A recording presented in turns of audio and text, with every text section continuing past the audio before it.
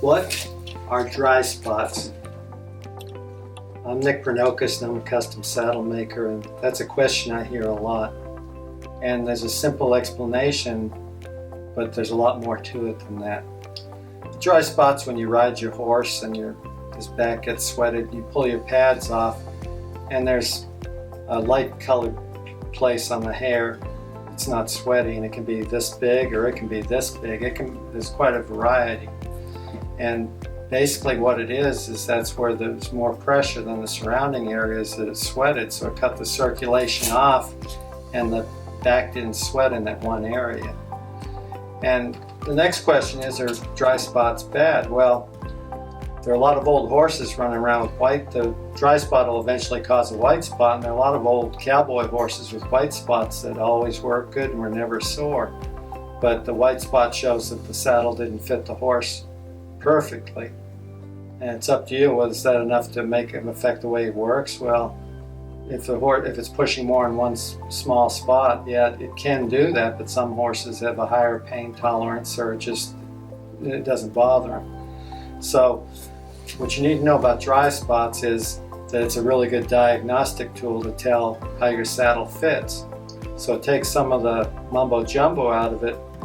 If you ride your horse and you have a dry spot when you pull the saddle pad off, there's more pressure there. So that means that the saddle's not necessarily a bad saddle, but it may just not be shaped to fit that horse's back as well as it could.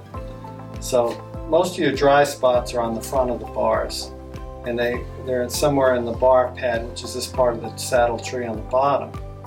And what would concern me most is if I just had a dry spot here on one side and not on the other. That would either mean the horse had an asymmetrical back, which does happen, especially from an injury, or the bars weren't the same on both sides of the saddle.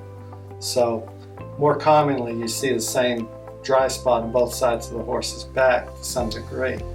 If it's up in the front of the bar, just behind where your skirt ends, then that's usually because it's narrow and the ends of the bar are digging in to the horse's back.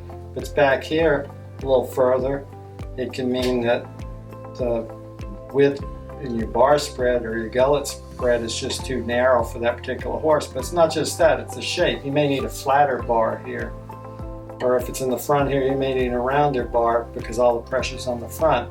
So again, it's the shape as much as anything. So you don't get a definite answer, you just get an answer that one spot has too much pressure. If it's back a little further, it can be the stirrup leathers causing the dry spot.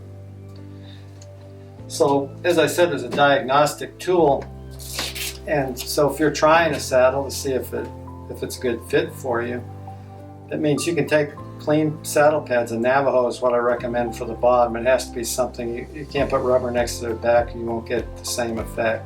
But say a Navajo blanket or a couple Navajo blankets, whatever it takes to pad that horse correctly, you can take them out and lunge them on a warm day. And when you get that back sweated and you pull the saddle off, you can check and see.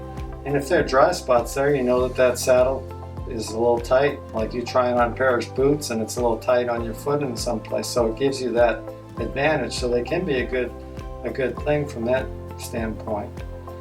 The deal is that everybody said, well, do I need to get a new saddle? Or well, my old one, I mean, if I've got a little dry spot, is it going to bother anything?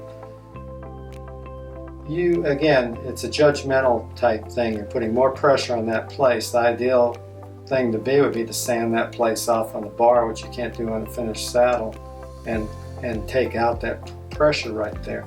Now, some spots that are real small, you can cover up with it by cutting a hole in the saddle pad to relieve the pressure. Say on your top pad, like a felt pad over a Navajo, you can cut a hole there, and sometimes it'll work, not always. That means there's one spot, the small spot, that's pushing on the horse more. If you've got a whole big spot that's very large, like as big as your hand when it's spread out, that whole bar doesn't fit the horse right there, and you can try cutting holes out, but when you get too big, the saddle either drops into the hole or you spread the bottom pad out so much that you're getting the same pressure on there. So it's one of those judgmental things, but you can't be scared of them, but it lets you know what's going on with your saddle, and that can be a pretty useful tool. I hope you enjoyed this little bit on dry spots, and thanks to the Global Horse Network for letting me tell you about it. If you have any questions about what I've talked about, please put in your comments down below the video and I'll get back to you, or somebody will. If you like the video, please push like. And if you join the GHN for free and become a subscriber, you can get all this information at no charge to yourself. You can just kind of check in whenever you want to. Again, if I can help you any further than this, my saddlery business is called Pernokas Saddlery in Stephenville, Texas. Drop me a line and I'd be glad to help you. Thanks a lot for watching today, and I hope we helped.